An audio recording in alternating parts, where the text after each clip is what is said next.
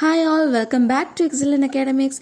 നമ്മളിന്ന് നോക്കാൻ പോകുന്നത് SLC ഇംഗ്ലീഷിലെ സെക്കൻഡ് ചാപ്റ്റർ ആയിട്ടുള്ള the snake and the mirror എന്ന് പറയുന്ന ചാപ്റ്ററാണ്. വൈക്കം മുഹമ്മദ് ബഷീറിൻ്റെ വളരെ ഹ്യൂമറസ് ആയിട്ടുള്ള ഒരു പാഠമാണ്. നമുക്കതിൻ്റെ എക്സ്പ്ലനേഷൻ വളരെ ഈസി ആയിട്ടൊന്ന് നോക്കിയിട്ട് വരാം. നിങ്ങളുടെ ഏതെങ്കിലും ഒരു ഭാഗത്ത് പാമ്പ് ചുറ്റിയിട്ടുണ്ടോ? നല്ലൊരു മൂർഖൻ. ഞങ്ങൾ എല്ലാവരും നിശബ്ദരായി.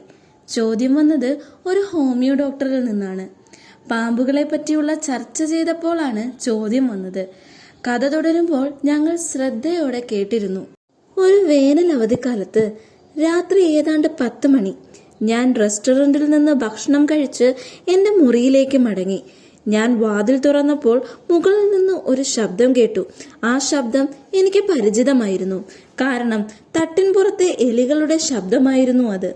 ഞാനും എലികളും മുറി പങ്കിട്ടിരുന്നു എന്ന് വേണേലും പറയാം. ഞാൻ മേശപ്പുറത്തു നിന്നും ഒരു തീപ്പെട്ടിയും മണ്ണെണ്ണ വിളക്കുമെടുത്ത് കത്തിച്ചു. മുറിയിൽ കറണ്ടില്ല. അതൊരു ചെറിയ വാടക മുറിയായിരുന്നു. ഞാൻ മെഡിക്കൽ പ്രാക്ടീസ് ആരംഭിച്ചിട്ടേ ഉണ്ടായിരുന്നുള്ളൂ. അതുകൊണ്ട് തന്നെ എൻ്റെ വരുമാനം വളരെ തുച്ഛമായിരുന്നു. എൻ്റെ സ്യൂട്ട് കേസിൽ 60 രൂപ മാത്രമേ ഉണ്ടായിരുന്നുള്ളൂ. കൂടാതെ കുറച്ച് ഷർട്ടും ധോത്തിയും പിന്നെ ഞാൻ ധരിച്ചിരുന്ന കറുത്ത കോട്ടും. എൻ്റെ കറുത്ത കോട്ട്, വൈറ്റ് ഷർട്ട്, അത്ര വെളുപ്പില്ലാത്ത ബനിയൻ എല്ലാം അയ്യയിൽ തൂക്കിയിട്ടു. മുറിയിലെ 2 ജനാലകളും തുറന്നു. തുറന്ന മുറ്റത്തിന് അഭിമുഖമായി നിൽക്കുന്ന മുറി, അതായിരുന്നു എൻ്റേത്. എൻ്റെ മുറിക്ക് മേൽക്കൂലയില്ലായിരുന്നു. ഭീമിന് എന്നും എലികളുടെ ട്രാഫിക് ഉണ്ടായിരുന്നു. ഞാനൊരു കിടക്ക ഉണ്ടാക്കി ഭിത്തിയോട് അടുപ്പിച്ചു. പക്ഷേ എന്തോ അന്ന് എനിക്ക് ഉറക്കാൻ പറ്റിയില്ല. ഞാൻ എണീറ്റ് കുറച്ച് ശുദ്ധവായു ശ്വസിക്കാൻ വേണ്ടി മുറ്റത്തേക്കിറങ്ങി. പക്ഷേ അന്ന് കാറ്റു വീശിയില്ല. ഞാൻ തിരികെ മുറിയിലേക്ക് പോയി ഒരു കസേരയിലിരുന്നു. ഞാൻ മേശയുടെ താഴെയുള്ള ഒരു പെട്ടിയിൽ നിന്ന് ദ മെറ്റീരിയ മെഡിക്ക എന്ന പുസ്തകം എടുത്തു തുറന്നു വായിച്ചു. ടേബിളിന്റെ മുകളിൽ കണ്ണാടിയും ഒരു ലാമ്പുമുണ്ട്. കണ്ണാടിയുടെ അരികിലായി ഒരു ചീപ്പ് കിടക്കുന്നത് ഞാൻ കണ്ടു. കണ്ണട അടുത്തിരിക്കുമ്പോൾ ആർക്കാണൊന്നും നോക്കാൻ തോന്നാത്തത്? ഞാനും നോക്കിപ്പോയി. അക്കാലത്ത് ഞാനും ഒരു വലിയ സൗന്ദര്യത്തിന്റെ ആരാധകനായിരുന്നു.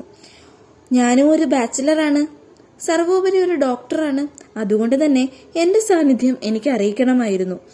ഞാനും ആ ചീപ്പെടുത്ത് മുടി ഭംഗിയായി കോതി. വീണ്ടും മുകളിൽ നിന്ന് ആ ഒച്ച ഞാൻ കേട്ടു. ഞാൻ കണ്ണാടിയുടെ അടുത്തേക്ക് ചെന്ന് വീണ്ടും എന്നെ ഒന്ന് നോക്കി. എന്നിട്ടൊരു തീരുമാനമെടുത്തു.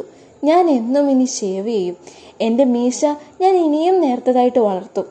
അങ്ങനെ വളർത്തിയിരുന്നെങ്കിൽ ഞാൻ ഇതിനേക്കാളും സുന്ദരനായേനെ. എല്ലാത്തിനുമപ്പുറം ഞാനൊരു ഡോക്ടറും ഒരു ബാച്ചിലറും കൂടിയല്ലേ.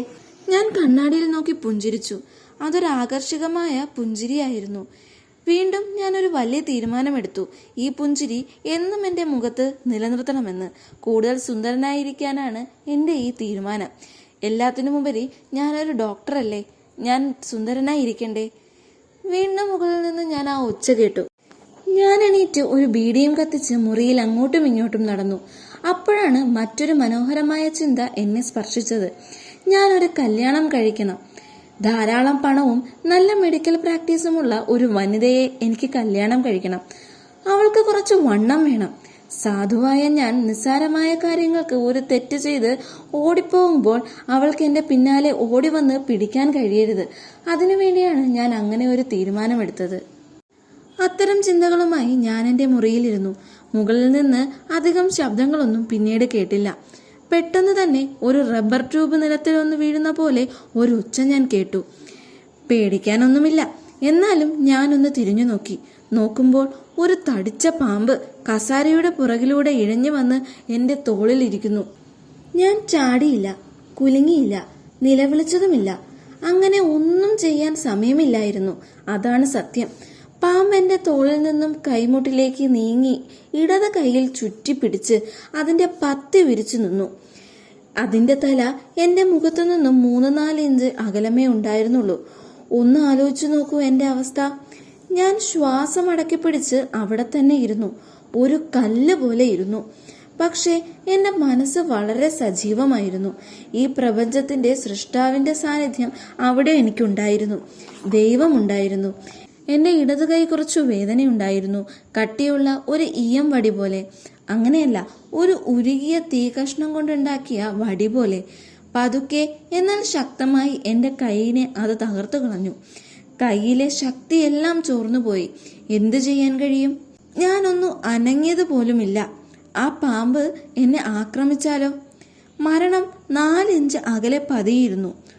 അത് കടിച്ചാൽ ഞാൻ എന്തു മരുന്ന് കടിക്കും? എൻ്റെ മുറിയിലാണെങ്കിൽ ഒരു മരുന്നുമില്ല. ഞാനൊരു പാവം മണ്ടൻ ഡോക്ടറാണ്. ഞാൻ ആ അപകടം മറന്ന് എന്നെ തന്നെ നോക്കി പുഞ്ചിരിച്ചു. ദൈവം അത് കണ്ടിട്ടുണ്ടാവാം. പാമ്പ് തലതിരിച്ചു. അതാ കണ്ണാടിയിൽ നോക്കി അതിനെ തന്നെ കണ്ടു. കണ്ണാടിയിൽ നോക്കിയ ആദ്യത്തെ പാമ്പ് അതാണെന്നൊന്നും ഞാൻ അവകാശപ്പെടുന്നില്ല. എന്നാലും ആ പാമ്പ് കണ്ണാടിയിലാണ് നോക്കുന്നത് എന്ന് എനിക്ക് ഉറപ്പായിരുന്നു. അത് ചിലപ്പോൾ അതിൻ്റെ സൗന്ദര്യം ആസ്വദിക്കുന്നതാവാം. മീശ വളർത്തുന്നതിനെ പറ്റിയോ, ഐഷാഡോ ഇടുന്നതിനെ പറ്റിയോ, മസ്കാര ഇടുന്നതിനെ പറ്റിയോ, പൊട്ട് ധരിക്കുന്നതിനെ പറ്റിയോ ഒക്കെ ആവാം അത് ചിന്തിച്ചിട്ടുണ്ടാവുക. എനിക്ക് കൃത്യമായി അറിയില്ല ആ പാമ്പ് ആണാണോ പെണ്ണാണോ എന്ന്. അത് കുറച്ചുനേരം അവിടെ ഇരുന്നിട്ട് അവിടെ നിന്നും ഇറങ്ങി എൻ്റെ മടിയിലേക്ക് വന്നു. അവിടെ നിന്നും ഇഴഞ്ഞ് മേശയിലേക്കും തുടർന്ന് കണ്ണാടിയുടെ അടുത്തേക്കും പോയി. ചിലപ്പോൾ അതിനും അതിൻ്റെ പ്രതിഫലനം നേരിട്ട് കാണാനാവും അത് ഇത്രയും അടുത്തേക്ക് പോകുന്നത്. ഞാൻ അത്രയും നേരം ഒരു കൽപ്രതിമയായിരുന്നു. എന്നാൽ അത് ഇഴഞ്ഞു മാറിയപ്പോൾ തന്നെ എനിക്ക് മാംസവും രക്തവുമുള്ള ഒരു മനുഷ്യനായി ഞാൻ. അത്രയും നേരം ശ്വാസം അടക്കി പിടിച്ചിരിക്കുകയായിരുന്നു ഞാൻ പതിയെ ആ കസാരയിൽ നിന്നും എഴുന്നേറ്റു. അവിടെ നിന്നൊന്നും മിണ്ടാതെ ഞാൻ വരാന്തയിലേക്ക് പോയി. പിന്നെ ഒന്നും നോക്കിയില്ല. ഒരൊറ്റ ഓട്ടം. ഡോക്ടർ കഥ പറഞ്ഞു നിർത്തി. ചിലവരൊക്കെ ബീഡി കത്തിച്ചു. മറ്റു ചിലർ ചോദിച്ചു, ഡോക്ടർ, താങ്കളുടെ ഭാര്യ തടിച്ചതാണോ? ഡോക്ടർ ചിരിച്ചുകൊണ്ട് പറഞ്ഞു, ദൈവം എനിക്ക് തന്ന ജീവിതസഖി വളരെ മെലിഞ്ഞിട്ടുള്ള ഒരാളാണ്. മറ്റു ചിലർ ചോദിച്ചു, താങ്കൾ ഇറങ്ങി ഓടിയ സമയത്ത് ആ പാമ്പ് താങ്കളെ പിന്തുടർന്നിരുന്നോ? ഡോക്ടർ അതിന് മറുപടി പറഞ്ഞു, ഞാൻ അവിടെ നിന്ന് ഇറങ്ങി ഓടി എൻ്റെ ഒരു സുഹൃത്തിൻ്റെ വീട്ടിലെത്തി. അവിടെ ചെന്ന ഉടൻ ഞാൻ എണ്ണ തേച്ച് കുളിച്ചു, വസ്ത്രവും മാറി. എന്നിട്ട് പിറ്റേ ദിവസം 10:30 ഞാൻ എൻ്റെ സുഹൃത്തിനെയും കൂട്ടി എൻ്റെ റൂമിലേക്ക് പോയി അവിടെ നിന്ന് സാധനങ്ങൾ വാരാനായി. പക്ഷേ ഞങ്ങൾക്ക് അധികം സാധനമൊന്നും എടുക്കേണ്ടി വന്നില്ല. കാരണം ഏതോ കള്ളൻ അന്ന് രാത്രി എൻ്റെ സാധനങ്ങളെല്ലാം മോഷ്ടിച്ചുകൊണ്ട് പോയിരുന്നു. ആ തെമ്മാടിക്ക് എൻ്റെ വസ്ത്രങ്ങൾ കൂടി എടുത്തൂടായിരുന്നോ? അലക്കിയതിനു ശേഷം ഉപയോഗിക്കാമായിരുന്നല്ലോ. മറ്റൊരാൾ ചോദിച്ചു, ഡോക്ടർ, പിന്നെ ആ പാമ്പിനെ കണ്ടായിരുന്നോ? ഡോക്ടർ പുഞ്ചിരിച്ചുകൊണ്ട് പറഞ്ഞു, പിന്നെ ഒരിക്കലും ഞാൻ ആ പാമ്പിനെ കണ്ടിട്ടേയില്ല. അപ്പോൾ ഇത്രയേ ഉള്ളൂ നമ്മുടെ ഇന്നത്തെ വീഡിയോ എന്ന് പറയുന്നത്. എല്ലാവർക്കും മനസ്സിലായി എന്ന് വിശ്വസിക്കുന്നു. ഈ വീഡിയോ യൂസ്ഫുൾ ആയിട്ടുണ്ടെന്ന് തോന്നുന്നുണ്ടെങ്കിൽ ലൈക്ക് ചെയ്യാനും ഷെയർ ചെയ്യാനും സബ്സ്ക്രൈബ് ചെയ്യാനും മറക്കരുത്. നമ്മുടെ ഈ പാഠത്തു നിന്നുള്ള ഇമ്പോർട്ടൻറ്റ് ക്വസ്റ്റ്യൻസും അതോടൊപ്പം ഗ്രാമർ വീഡിയോയും നമ്മൾ ഉടനെ തന്നെ അപ്ലോഡ് ചെയ്തിരിക്കും. So stay tuned.